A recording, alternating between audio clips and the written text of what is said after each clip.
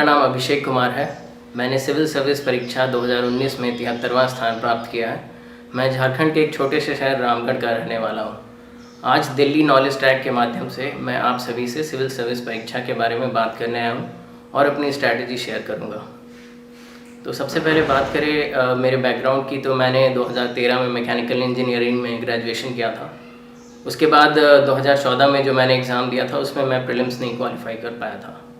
उस समय मैं जॉब में भी था। उसके बाद मैं जॉब छोड़ के 2016 में एग्ज़ाम दिया था, जिसमें मैंने इंटरव्यू भी दिया, लेकिन फाइनल लिस्ट में मेरी नाम नहीं आई।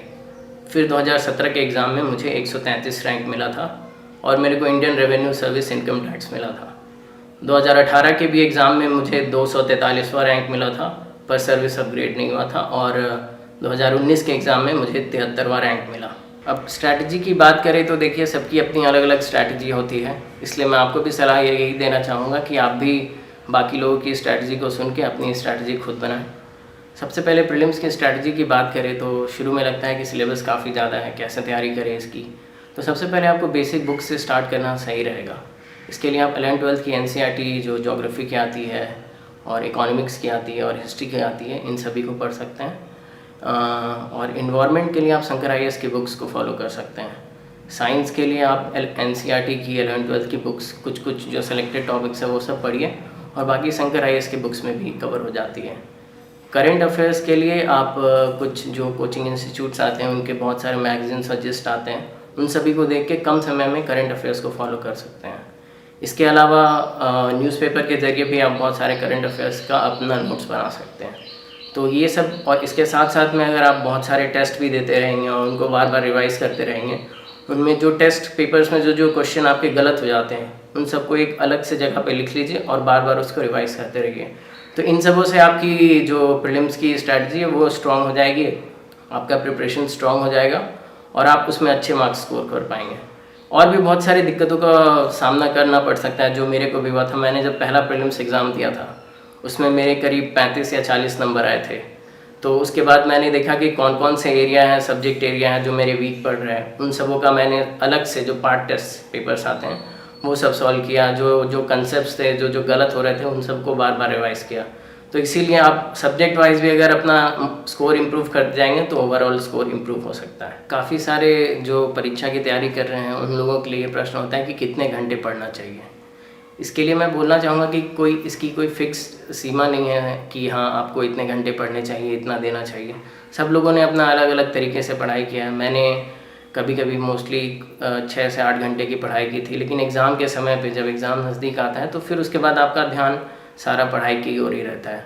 तो इसके लिए कोई एक लिमिटेड कोई नंबर ऑफ़ आवर्स नहीं है। आप पढ़ाई कीजिए, आप थोड़े बहुत अपने रिलैक्स भी कीजिए, थोड़ा बहुत इधर उधर कुछ मूवीज़ देखिए या दोस्तों के साथ थोड़ा बहुत टाइम स्पेंड कीजिए, जिसके कारण आप एग्जॉस्ट ना हो प्रिपरेशन में।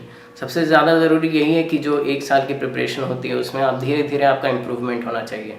तो पढ़ाई उतना कीजिए जितना आप कर सकते हैं और देखते जाइए कि आपका जो इम्प्रूवमेंट है। जैसे मैंने आपके से बात की सेल्फ इवैल्यूएशन के बारे में, तो आप देखते जाइए कि आपके मार्क्स इंप्रूव कर रहे हैं कि नहीं जो आप टेस्ट दे रहे हैं। तो उसके अनुसार आपको जो मेहनत करना पड़े उसके लिए फिर आप कीजिए।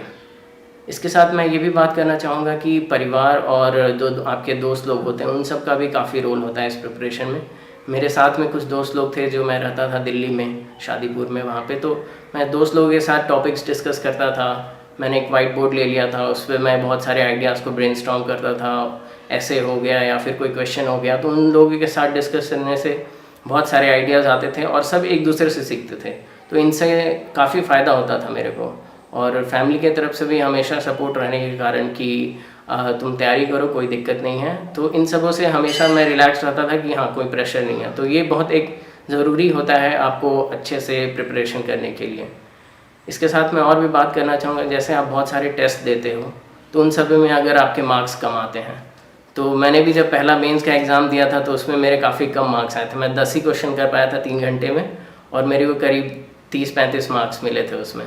लेकिन फिर मैंने सोचा कि जैसे बोलते हैं ना कि असफलता एक चुनौती है, स्वीकार करो, हिम्मत मत हारो, देखो, सीखो और उसके बाद उस पर अमल करो। जो आपको नया चीज़ इम्प्रूव करने हैं वो सब चीज़ पे ध्यान दो। फिर मैंने नेक्स्ट टारगेट किया कि मैं 40 नंबर लाऊंगा, 50 नंबर लाऊंगा। ऐसे धीरे धीरे करके मैंने छोटे छोटे टारगेट्स बनाते गए और फिर वैसे वैसे मैं करता गया जो जो चीज़ उसके लिए रिक्वायर्ड था। इसके बाद बात आती है कि न्यूज़पेपर कैसे पढ़ें। न्यूज़पेपर मैं जो पढ़ता था, मैं द हिंदू पढ़ता था और कभी कभी मैं इंडियन एक्सप्रेस भी पढ़ता था। नोट्स पेपर में मोस्टली मेंस के ओरिएंटेड पढ़ता था, जो एडिटोरियल्स आते थे, जो उसके ओपिनियन पेज आते थे, वो सारे चीज़ों पे ज़्यादा ध्यान देता था। प्रीलिम्स के लिए मैं कुछ करंट अफेयर्स के लिए मैं बाकी जो कोचिंग इंस्टीट्यूट्स के जो जिस्ट आते थे, जो उनके प्रीलिम्स के जो मटेरियल आते थे, उन सबों पे करता था।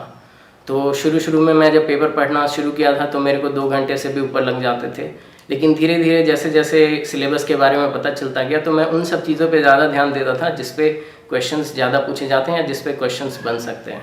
एक एडिटोरियल में पढ़ता था, उससे 3-4 जो सबसे इम्पॉर्टेंट लाइनें होती थी वो सब मैं अपने नोट्स में लिख लेता था और फिर उन्हीं को रिवाइज करता जाता था।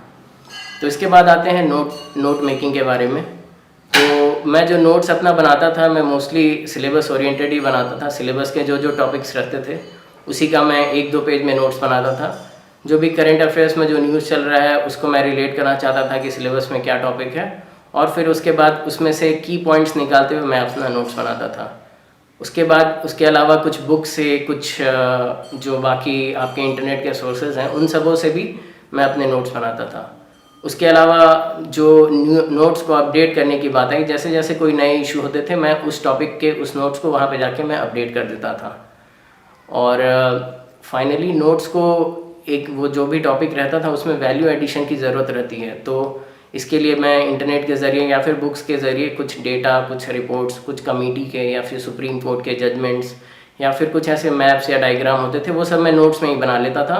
तो इससे क्या होता था कि लास्ट में एग्ज़ाम के टाइम पे आपको याद रहती थी, सारी चीज़ें एक साथ याद आ जाती थी और आप जल्दी से अपना आंसर्स लिख पाते थे इसके लिए।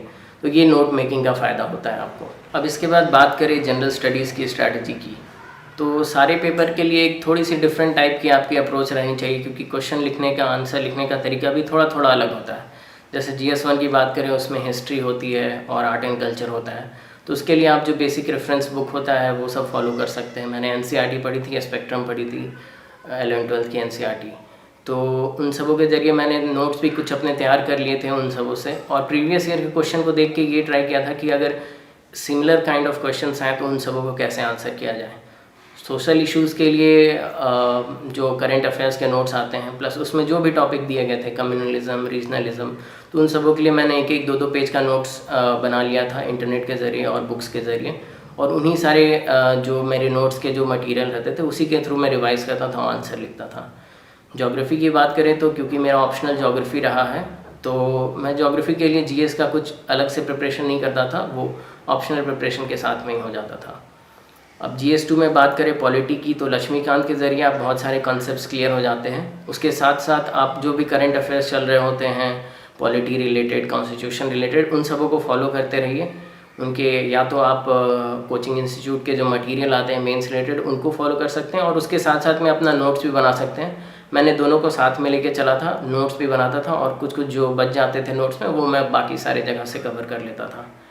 इंटरनेशनल रिलेशंस की बात करें तो उसमें आंसर्स लिखने के लिए आपको जो करंट अफेयर्स जितने भी होते हैं, जो कोचिंग मटेरियल आते हैं, उन सबों को फॉलो करके आपको जो जो 2 देशों के बीच में नया हुआ है वो सब चीज़ के बारे में फॉलो करें। और ध्यान रखें कि जितने भी क्वेश्चंस आते हैं, जो आपके पॉइंट्स दिए हुए हैं सिलेबस में, उन सबों को ध्यान में रखते हुए तैयारी करें। नहीं तो हम काफ़ी सारा क्या करते हैं कि भारत और 2 देशों के बीच में जो जो संबंध चल रहे हैं उसी के ऊपर में ज़्यादा फोकस करते हैं। उसके अलावा और भी जो क्वेश्चंस हैं, कुछ जो इंटरनेशनल ऑर्गेनाइजेशंस हैं, उन सब पे क्वेश्चन आते हैं, कोई पॉलिसी पे क्वेश्चन आते हैं, तो उन सबों को भी ध्यान में रखना चाहिए। अब GS3 में आगे इकॉनमी की बात करते हैं, तो इकॉनमी एक ऐसा सब्जेक्ट है जिसमें आपको काफ़ी सारा वैल्यू एडिशन भी यूज़ करना पड़ता है। मैंने बुक्स पढ़ के बेसिक अंडरस्टैंडिंग ले ली थी सारी टॉपिक्स की, बुक्स या फिर अपने नोट्स के थ्रू। फिर मैंने नोट्स में अपना ऐसा बनाया था कि बहुत सारे डेटा और जो भी करस्पॉन्डिंग टू द सिलेबस में जो जो टॉपिक्स दिए हुए हैं उसके डेटा, उसके कुछ इकोनॉमिक सर्वे से कुछ जो इंपॉर्टेंट पॉइंट्स होते हैं वो, उसके अलावा कुछ अगर डायग्राम है जैसे एग्रीकल्चर में मैप्स हो गया, तो ये सारी चीज़ें आप अपने नोट्स में बना सकते हो और फाइनली इसको आंसर राइटिंग में भी यूज़ कर सकते हो। उसके अलावा इन्वायरमेंट, डिज़ास्टर मैनेजमेंट और सिक्योरिटी की बात करें तो ये सब काफ़ी ऑब्जेक्टिव टॉपिक्स हैं। इन सबों के लिए आप या तो कोई मेंस 365 का मटेरियल आता है, या फिर और भी कोई जो कोचिंग इंस्टीट्यूट्स के मटेरियल आ सकते हैं, उनको फॉलो करके एक जगह पे काफ़ी सारा मटेरियल आप देख सकते हैं। मैंने अपनी तैयारी जो पिछले कुछ सालों में की थी, तो मैंने अपने नोट्स खुद के बना लिए थे, और मैं जो भी नई चीज़ें आती थी मैं उसी में अपडेट करता जाता था।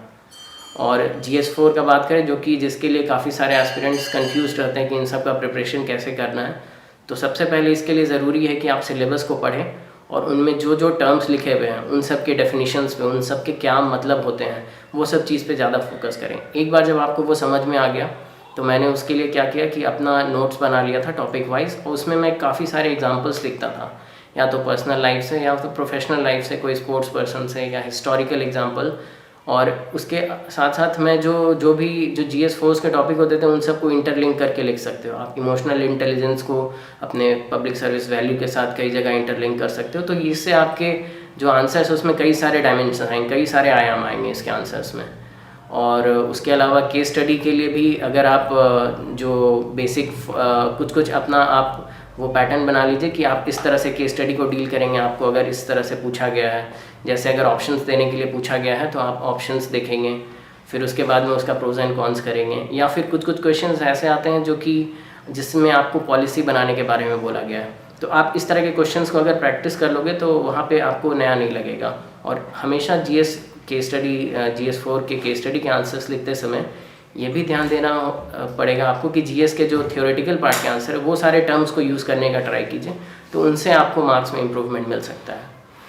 तो GS की स्ट्रेटजी बताने के बाद मैं आपसे थोड़ी सी आंसर राइटिंग भी डिस्कस करना चाहूँगा।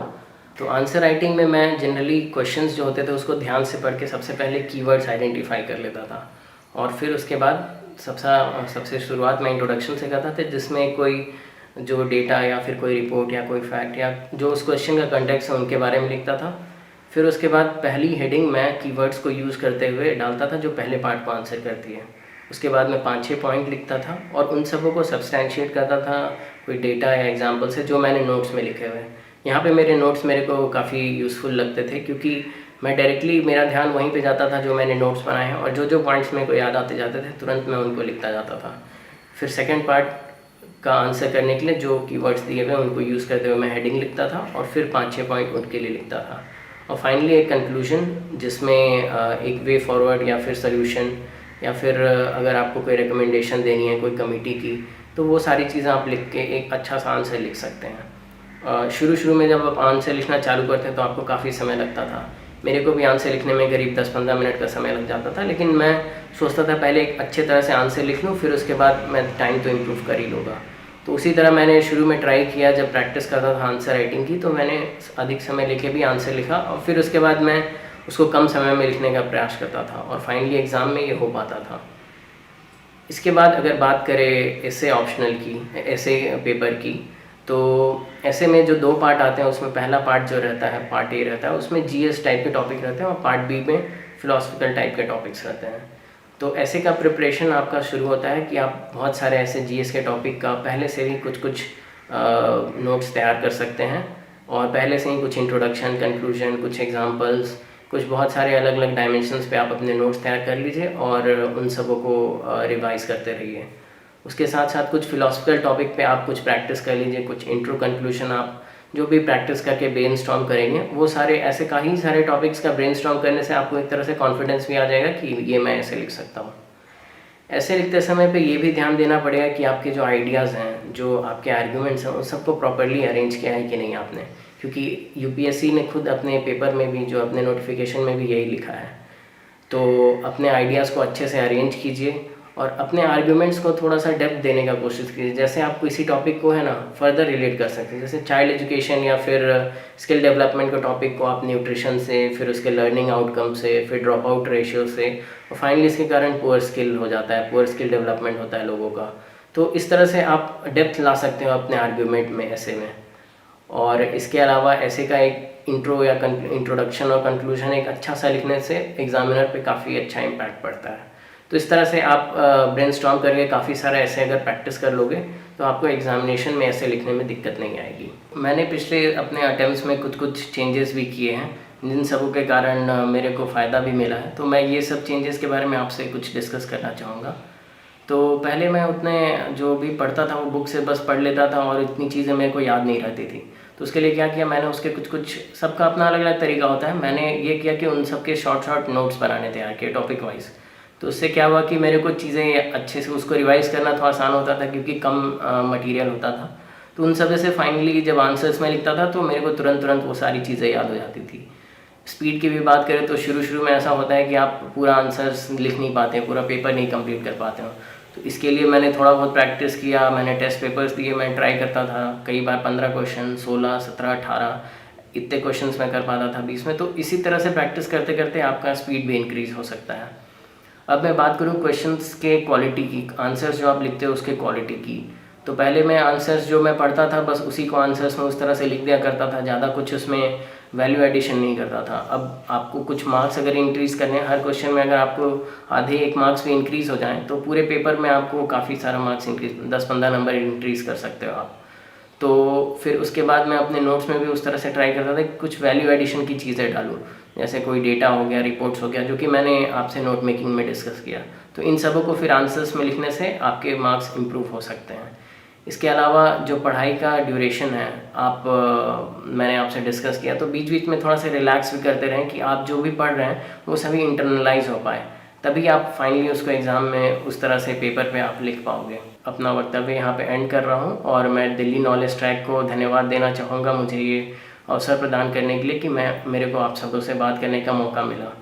मैं अंत में यही बोलना चाहूँगा कि देखिए ये एग्ज़ाम टफ़ है, लेकिन इसमें लक की भी काफ़ी ज़रूरत पड़ती है, लेकिन परिश्रम का कोई दूसरा परिश्रम के अलावा और कोई दूसरा उपाय नहीं है इस एग्ज़ाम में। जितना आप परिश्रम करेंगे, जितना आप ईमानदारी से परिश्रम करोगे, उतनी ही आपको लक की कम ज़रूरत पड़ेगी। आप सभी आपके परिवार, अपने दोस्तों का सहायता, अपने सहायक का, अपने अध्यापक का सहायता लेते हुए परिश्रम करते जाइए, अंत में आपको सफलता ज़रूर मिलेगी। तो मैं अंत करना चाहूँगा सोहनलाल द्विवेदी की 2 पंक्तियों से कि लहरों से डरकर नौका पार नहीं होती, कोशिश करने वालों की कभी हार नहीं होती। धन्यवाद।